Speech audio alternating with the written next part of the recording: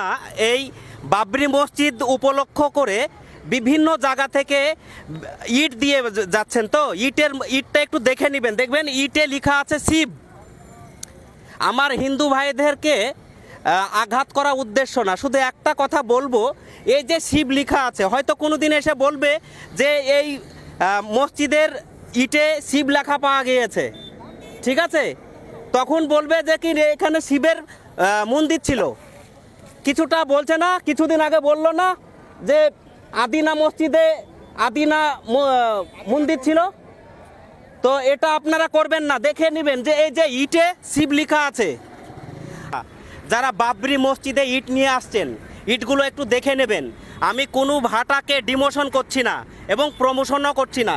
এই ভাটাতে যে ইটে শিব লেখা আছে, হয়তো কোনো দিন এসে বলবে যে মসজিদের শিবের নাম লেখা আছে, এই মসজিদটা শিবের মূর্তি ছিল, তখন আবার বিপদে পড়ে যাব মুসলমানরা।